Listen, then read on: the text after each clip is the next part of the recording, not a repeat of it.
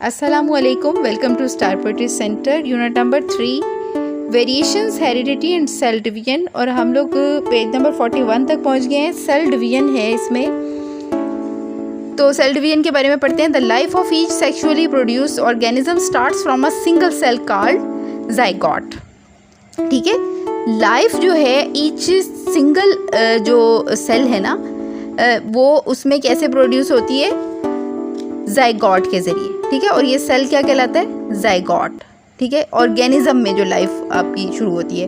The continuous process of cell division, cell division का ये continuous process जो होता है ना, produce huge number of cells. ठीक है, ये बहुत सारे सेल्स प्रोड्यूस करता है, which change into different types of form, tissues and organs of the organisms.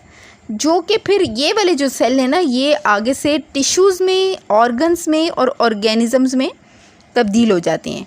N adult human body has trillions of cells. एक जवान आदमी की में, इंसान में ट्रिलियन सेल्स होती हैं। ठीक है, which are all produce from zygote, जो कि जाइगोट के ज़रिए प्रोड्यूस होते हैं by the process of cell division, जो कि सेल डिवीजन का प्रोसेस कहलाता है। Cell division has two types, mitosis and meiosis. Cell division की टू टाइप्स हैं। ठीक है, जो आप पढ़ने जा रहे हैं। ठीक है, अब आपकी बुक का ना 124 पेज, बल्कि 204 पेज है लास्ट में ना, तो यहाँ पे ये सारी डेफिनेशन दी हुई है। मैं दोबारा दोहरा दूँ, 204 पेज है आपकी बुक के लास्ट में ना, हर चीज़ की डेफिनेशन दी हुई है, तो आप इसे वहाँ से खोलें। अमूमन टीचर्स बच्चों को इसके हवाले से गाइड नहीं करते, जिसकी वजह से बच्चे हमेशा इसको ढूंढते ही रहते हैं कि ये चीज़ें कहाँ हैं। कुछ बच्चों को पता होता है, वो बुक के लास्ट में देख लेते हैं। आपकी तमाम ऐसी बुक्स जो है ना, इनके लास्ट में लाजमी मुश्किल अल्फाज और डेफिनेशंस के ना मीनिंग वगैरह दिए होते हैं। तो यहाँ पे हम देखते हैं कि देखें जीन क्या है। जीन की शॉर्ट दी हुई है, a unit of biological information is called a gene. ठीक है, फिर जेनेटिक्स है the study of genes and their role in inheritance, genetics कहलाता है। फिर inheritance the transfer of characteristics from parents to offspring. Inheritance क्या होती है, पेरेंट्स के ज़रिए ऑफस्प्रिंग्स यानी कि बच्चों में, अगली नस्ल में जो कि करेक्टरिस्टिक खसूसियात ट्रांसफ़र होती हैं, वो सारी मैंने बहुत तफसील से आपको बताई थी, उनको इनहेरिटेंस कहते हैं। ये शॉर्ट में आपको बता रही हूँ सारी चीज़ें। Meiosis, a type of cell division, cell division की वो वाली किस्म है मियोसिस, बहुत ध्यान से आपने समझना है क्योंकि ये आगे आपको चलता रहेगा। इन विच, जिसमें a parent cell divide twice, एक पेरेंट सेल जो है वो 2 टाइम डिवाइड होता है टू फॉर्म 4 डॉटर सेल्स। और ये कितने डॉटर सेल बनाता है, 4, each with half the number of chromosomes. मगर इसमें एक चक्कर ये होता है कि इसमें क्रोमोसोम्स के जो नंबर होते हैं ना, हर एक में हाफ होते हैं। ठीक है, as compare to the parent cell. Parent cell से अगर इसका कंपैरिजन किया जाए, बात आपको समझ आ गई होगी, बहुत खुल के बड़े अच्छे तरीके से ये बयान किया हुआ है। फिर माइटोसिस की तरफ आएँ। माइटोसिस सेल डिवीजन का वो प्रोसेस, वो टाइप है in which parent cell divides to form 2 daughter cells, जिसमें पेरेंट सेल तकसीम होता है 2 डॉटर सेल्स बनाने के लिए, each with same the number of chromosomes, जिसमें सेम क्रोमोसोम्स के नंबर होते हैं, जो सबसे बड़ा डिफरेंस है इन दोनों में। एज इन पेरेंट सेल, जैसे कि पेरेंट सेल में होते हैं, यानी कि इसमें वही ये एक जैसे होते हैं क्रोमोसोम्स इनमें, जबकि उनमें क्रोमोसोम्स हाफ होते हैं। ठीक है, तो आगे है nucleotides, a unit of DNA molecule made up of deoxyribose sugar, a nitrogenous base and a phosphate group.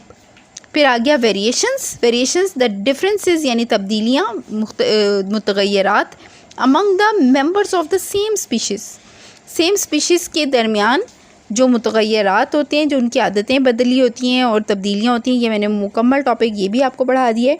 ठीक है, तो इसके अलावा मैंने कुछ डेफिनेशंस ढूंढ के खुद भी लिखी हुई हैं, वो मैं इंशाल्लाह ताला जब लास्ट में मुझे टाइम मिलेगा ना, तो मैं आपको वो ज़रूर प्रोवाइड कर दूँगी। तो ये तो थोड़ी सी डिटेल थी इनके बारे में, शॉर्ट डेफिनेशन ही ये मैंने आपको दिखा दी है। तो आप यहाँ से ये सब देख सकते हैं, जहाँ भी आपको प्रॉब्लम आएगी ना, आपको ये वहाँ से मिल जाएंगी। In mitosis a parent cell divides to produce 2 identical daughter cell. ठीक है, माइटोसिस में ना पेरेंट सेल डिवाइड होकर ना दो एक जैसे खुलिए बनाता है, दो एक जैसे सेल बनाता है, ठीक है, जो बिल्कुल एक जैसे होते हैं। Both daughter cells have the same number of chromosomes, इनके नंबर ऑफ क्रोमोसोम्स भी सेम होते हैं as in the parent cell, जैसे कि पेरेंट सेल में होते हैं। Growth, development, healing of wounds, ठीक है, regeneration and asexual reproduction take place through mitosis, ठीक है। अच्छा, इसके अलावा जो है ग्रो करना, ठीक है, डेवलपमेंट, इसकी तरक्की, इसमें बेहतरी, ठीक है, हीलिंग ऑफ वॉन्ड्स, यहाँ पे ज़ख्मों के बारे में बता रहे हैं कि ज़ख्मों का ठीक होना। आप देखें जब किसी को कोई ज़ख्म होता है ना तो उसके ऊपर की परत उतर जाती है, तो उसके बाद वो जो जल्द उसकी बहुत ज़्यादा मुतासिर हुई होती है, इंजरी जैसे किसी को हुई हो, तो उसको दोबारा जो ठीक होने के लिए अमल जो दरकार होता है ना, वो यही वाला माइटोसिस का अमल होता है, जिसके ज़रिए उसका दोबारा से जल्द आ जाती है और वो अमल, उसका इस अमल के ज़रिए उसकी जल्द सारी ठीक हो जाती है, ज़ख़म ठीक होते हैं, ठीक है। इसके अलावा रीजनरेशन है, फिर है असेक्सुअल रिप्रोडक्शन, फिर माइटोसिस जो है ना, ये इन सब जगहों पे इसका रोल होता है। Before the start of mitosis cell replicates its entire DNA so as the produce an extra copy of each chromosomes। Mitosis को स्टार्ट करने से पहले सेल रिप्लिकेट करता है, यानी कि नकल करता है इट्स एंटायर डीएनए, इसका मुकम्मल डीएनए, और क्या करता है, क्योंकि इसने क्रोमोसोम्स की मुकम्मल कार्बन कॉपी तैयार करनी होती है, ठीक है। At first the nucleus divides into 2 nuclei, सबसे पहले तो न्यूक्लियस जो है ना वो 2 न्यूक्लाई में डिवाइड हो जाता है, and then cytokinesis take places, और वहाँ पे क्या होता है, साइटोकाइनेसिस टेक प्लेस कर लेता है, जगह ले लेता है। The division of the nucleus take place in 4 phases, nucleus जो है ना वो 4 हिस्सों में वो अपनी जगह लेता है। कौन कौन से, जो हमारा मेन आज का मकसद भी है पढ़ने का, ये है प्रोफेज, मेटाफेज, एनाफेज एंड इसको टेलोफेज भी कहते हैं, और इसकी प्रोनाउंसिएशन 2 तरह से होती है, इसको टीलोफेज भी कहते हैं, ठीक है। Before the start of the cell division के स्टार्ट होने से पहले सेल रेप्लिकेट्स इस डीएनए, ठीक है, सेल अब इसके डीएनए की कॉपी तैयार करता है। So cell contains 2 copies of its entire DNA, तो क्या सेल क्या करता है कि 2 कॉपीज़ रखता है एंटायर डीएनए की, 1 फॉर ईच डॉटर सेल, हर डॉटर सेल के लिए एक, ठीक है। प्रोफेज, अच्छा ये आपकी बुक में ना इतना ज़्यादा वो तफसील से नहीं बताई गई हैं ये चीज़ें, हालांकि ये बहुत डिटेल से बताने वाली चीज़ें हैं, लेकिन उन्होंने मैंने बताया था ना पहले भी आपको कि थोड़ा थोड़ा हर चीज़ का टेस्ट दिया हुआ है, इसी वजह से बहुत सारी बातें सही तरीके से समझ नहीं आती।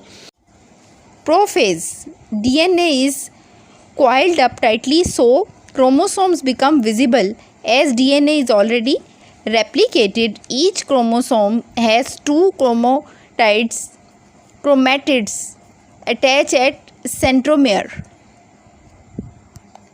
डीएनए जो होते हैं वो उसमें ना डीएनए इज coiled up, इसका मतलब ये था कि टाइटली जो है ना जुड़े हुए होते हैं, तो क्रोमोसोम्स जो हैं वो दिखाई देते हैं इसमें। As DNA is already replicated, जैसे कि पहले ही डीएनए कॉपी कर लिया गया होता है, नकल कर लिया गया होता है, तो each chromosomes, her chromosomes has 2 chromatids, एक हर जो क्रोमोसोम्स होते हैं ना वो 2 उसके पास क्रोमैटिड्स होते हैं, अटैच एट सेंट्रोमेयर, जो कि सेंट्रोमेयर के साथ अटैच हुए होते हैं, ठीक है।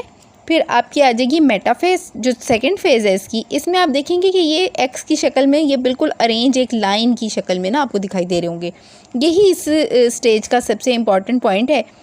All chromosomes are aligned in the centre of the cell, तमाम क्रोमोसोम्स जो हैं वो मुंसलिक हो जाते हैं, तरतीब में आ जाते हैं सेल के सेंटर में, ठीक है। नेक्स्ट पेज पे आप आ जाएंगे, पेज नंबर 42, ये एनाफेज है। एनाफेज क्या है, ईच सेंट्रोमीटर स्प्लिट्स, हर सेंट्रोमेयर जो है ना, सेंट्रोमेयर, ये हर सेंट्रोमेयर जो है वो टुकड़ों में तकसीम हो जाता है।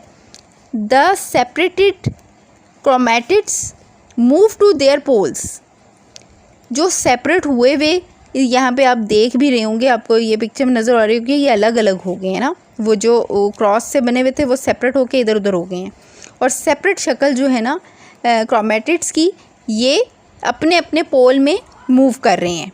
फिर टेलोफेज आ जाता है। टेलोफेज जो है वो क्रोमोसोम्स अनकॉइल एंड डिसअपियर। क्रोमोसोम्स जो है ना वो अनकॉइल हो जाते हैं, यानी कि टूट जाते हैं, बिखर जाते हैं, एंड डिसअपियर और गायब हो जाते हैं। फिर साइटोकाइनेसिस है। साइटोकाइनेसिस की लास्ट स्टेज है। इसमें आप ये देख रहे होंगे कि इसकी शक्ल बदल गई है। शक्ल बदल के ये 2 हिस्सों में तकसीम हुआ साफ़ तौर पे आपको दिखाई दे रहा होगा कि इसके जो मरकज़ा या सेंटर है ना वो चेंज होकर 2 हिस्सों में बाकायदा सही शक्ल में तब्दील हो चुके हैं। Finally 2 daughter sales separate from each other.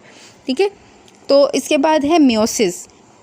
तो मियोसिस ये पिछला प्रोसेस तो आपको मुकम्मल समझ आ गया होगा, इसको बहुत ध्यान से करना है आपने। इसके बारे में आपने डायग्राम्स, मैंने भी इमेजेस मैं भी दूंगी, लेकिन आपने इसको अच्छी तरह ढूंढ के इसकी डेफिनेशंस छोटी छोटी अभी से याद कर लेनी है।